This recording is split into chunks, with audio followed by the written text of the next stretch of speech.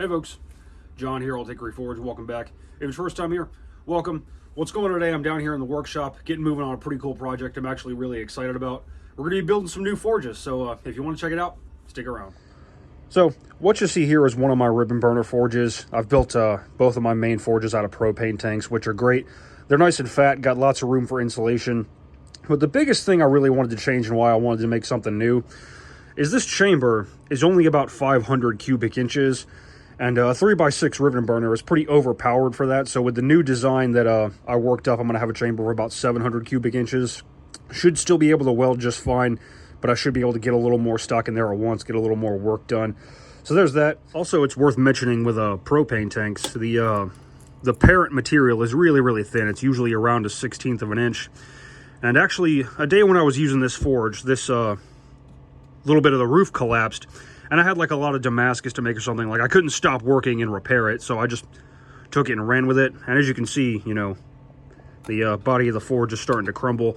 So this is damage beyond repair, needed to be replaced anyway. So let's get moving. Also, as you can see, as I've pulled the burner out, this little mounting bracket I fabric cobbled up, it's starting to bend pretty significantly, so this can definitely be improved upon. So what I did was I worked up a design. I figured up all the pieces and parts and dimensions and everything I would need. And I reached out to an old Army buddy, Eric Dialgo over at Smith's Customs. And he cut all this out for me on his CNC machine. And I believe he mentioned maybe putting this into production as selling it as a kit. So I'll leave a link to his Facebook and Instagram below. And if you want something like this done, hit him up. He also does custom signs and whatnot. Maybe this pretty cool little thing. So there's that. But anyway, let's get this guy put together. So just wanted to give you a quick look at all the pieces that I figured up before we get started. Now this is 3/16 inch plate, and I believe he did mention that if he were to put this into production, he would use 1/8 inch plate because this is really pretty overkill. Also, it was really expensive to ship, so there's that. But we got these two little bits here. They're gonna be the shelves that go on the front and back of the door. We got the door pieces. We got the top piece sized with a centered hole for one of my 3x6.5 inch ribbon burners. Side pieces right there, and all that's going to make up the mounting bracket for the ribbon burner itself. So pretty simple.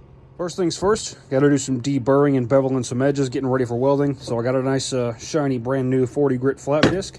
Let's get to work.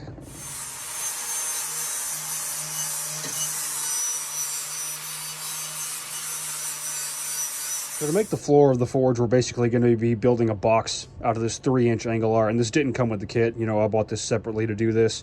So what we got, we need a couple of square cuts. We need pieces 13.5 inches and 14.5 inches. And then we got to come in from the corners with 45-degree cuts to make it all sit together real nice. So we'll head over to the bandsaw and get that knocked out real quick.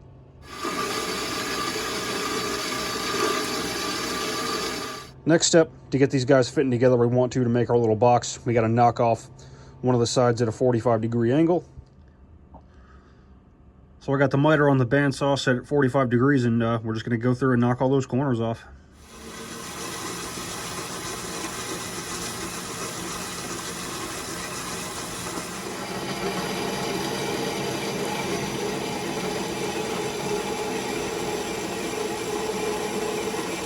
So here's pretty much what we're going for with the base of the forge. You know, there's a little bit of gapping here and there, but it'll be okay. It's nothing some weld won't fill in. A bandsaw is not exactly a precision piece of equipment, but we're getting somewhere.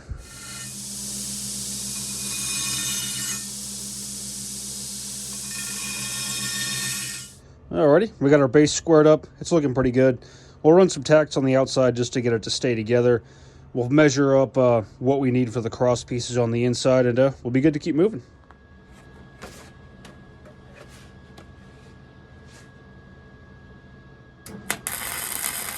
Got the cross pieces made up. I just used some 3/16 by 1 inch flat bar I had laying around. You could just throw some expanded metal in the bottom of this thing. Just the main thing is whenever you put your wool and you cast your refractory, you don't want to worry about it sagging in the middle, so you need to have something in there to brace it. Alrighty, we're definitely getting somewhere. To get the front and back shelves put on, what I've done is use the pieces that are going to be the door as kind of a guide and marked out, and got these things stuck on here with some magnets. So we'll weld that from the top and the bottom, go all around this base for our full-on structural welds, and then we'll be pretty much done with welding on this baby.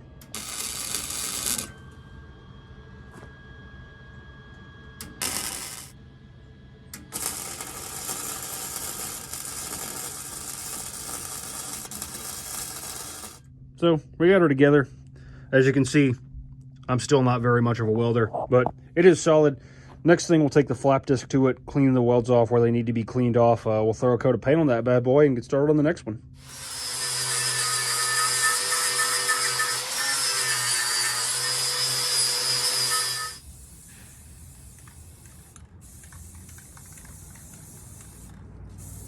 Alrighty, paint's good and dry. Now it's time to put the insulation in.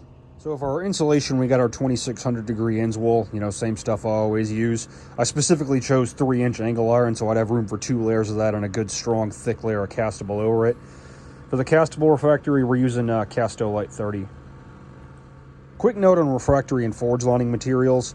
In one of my pretty recent videos, I think I was doing a shop tour and I mentioned refractory. And one of the common questions I get is, you know, where can I buy it without spending an arm and a leg? And I said the horrible truth was you can't. Well, you probably won't believe this because it never happens, but I was actually wrong. If you find a Harbison Walker outlet near you, they're the company that manufactures all this stuff. They do sell to the public, and you can buy your Mizzou and your Castolite 30 for about $1 a pound out the door. So that's pretty great. They also have wool there and fire brick and pretty much everything you need. So that's pretty cool.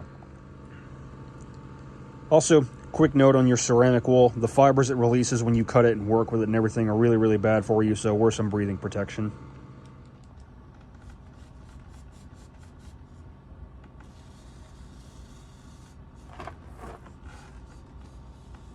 So now I'm just weighing out my castable refractory so I know how much water to add. I don't know how much I'm going to need, so I'm going to mix up about 5 pounds or so at a time, and we'll get it done.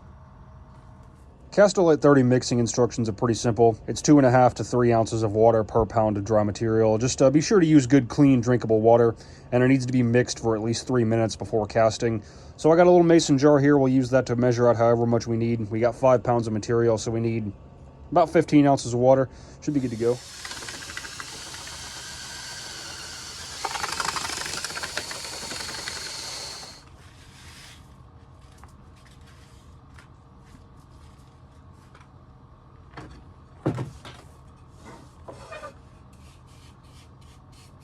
Alrighty, we got our floors cast. It ended up taking right at 10 pounds of refractory each, so 20 pounds total.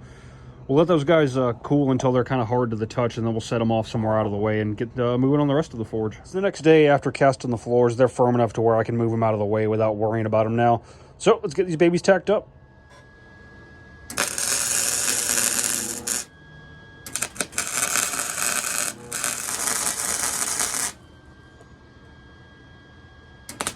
So here's how the kit kind of comes together after getting everything tacked up. You can kind of see how it's starting to look like a forge. Next thing we got to do is get the mounting bracket for the ribbon burners fixed up.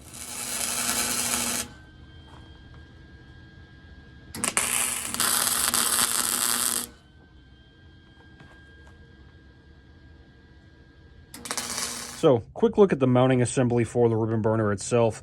These are the smaller pieces that came with the kit. What we did was with the long ones, we drilled a 1/2-inch hole, 1.5 inches from each end and centered. And we got just a plain old 1/2-inch 13 thread count nut welded to it to hold the bolt. Whole ribbon burner will drop into that baby just about like that. Tighten it up, boom, good to go. Next step, getting the outside of the forge welded up. I'm not going to worry about welding up the inside because I just really don't think it needs it. You know, it's not like I'm armoring up a bulldozer or anything. So we'll get that guy welded, cleaned up, and get a coat of paint on these bad boys.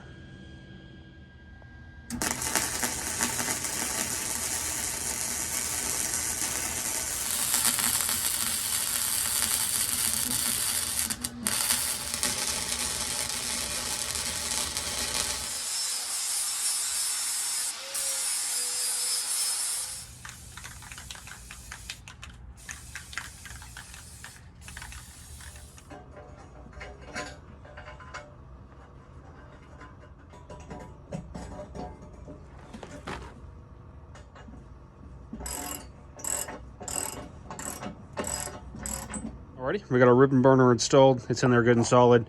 Next step is just to cut out the wool. We need 2 layers to go in the ceiling and go ahead and cast the refractory. I'm actually going to cast a new ribbon burner for the other forge, so it's off to the side for now. So the rest of the video will just be me finishing and firing this one.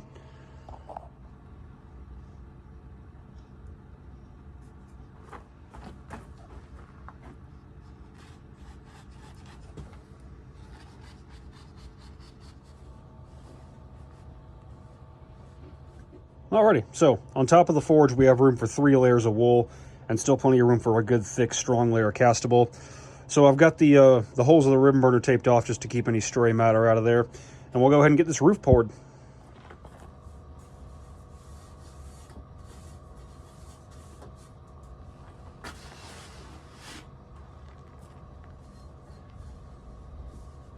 Alrighty, we got the refractory for the ceiling cast. It ended up taking just at right about 7 pounds. So this is shaping up to be a pretty heavy forge. All the refractory is going to be pretty thick. The upside of that is it should be good and durable and be able to last a really long time without needing repair or relining. So we'll let that dry. Just a couple more lining operations to do the sides, and this thing will be a forge. So this here is our last casting operation for building this forge, and then once everything's dried out real good, it'll be ready to fire.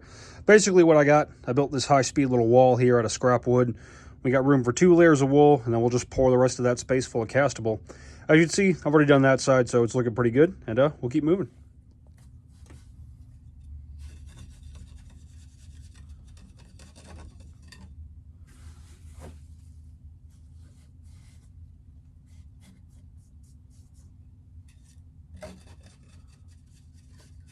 The castable's nice and dry.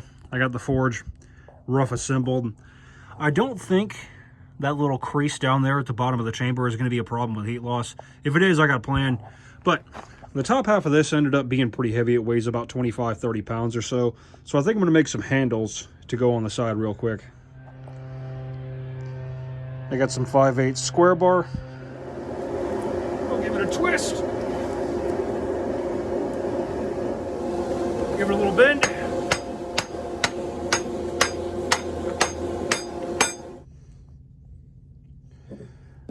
Got them trimmed up. We'll weld them up, repaint the whole deal, and be good to go.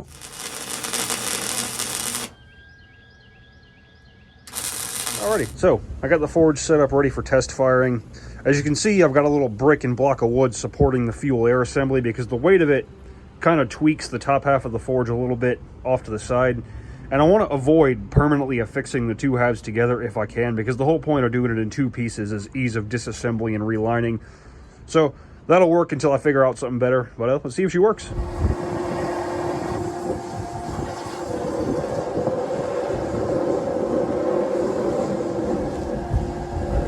Alrighty, so we got fire.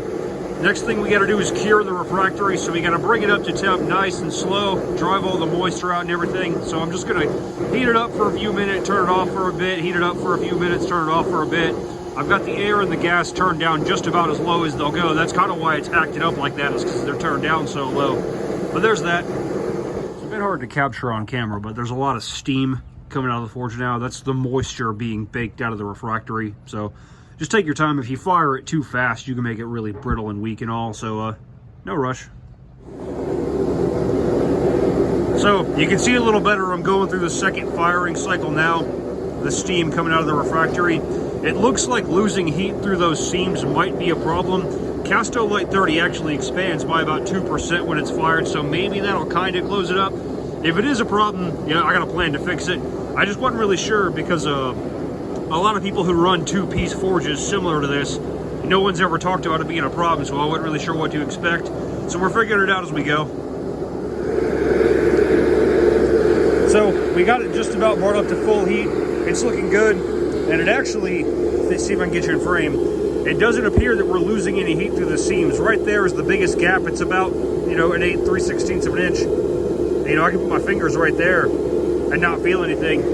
So I think we're good to go. Let's see if it'll forge weld. I got a couple of pieces of scrap flat bar here. We'll heat them up, flux them up, and see if we can tack them together.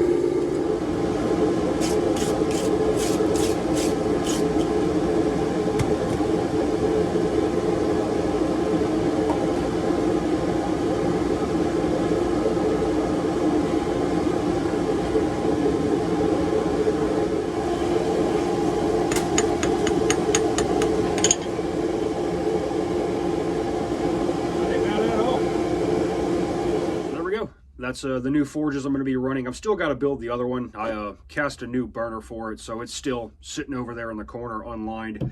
But with the design, we'll have no problem reaching welding heat, and with the extra space on the inside, hopefully I'll be able to work on hammers 3 at a time instead of 2 at a time now, so that should speed things up a little bit. But huge thanks to Eric Dialgo for cutting out all the parts for me. Like I said, he's going to be offering this as a kit. I don't know how much it's going to cost. I don't know when it's going to be available. All I know is he's going to be selling it as a kit in the upcoming days and weeks or what have you.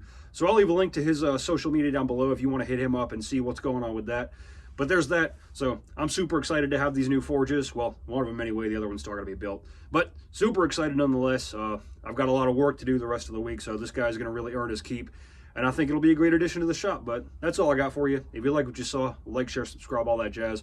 Always more cool stuff coming. And y'all take care.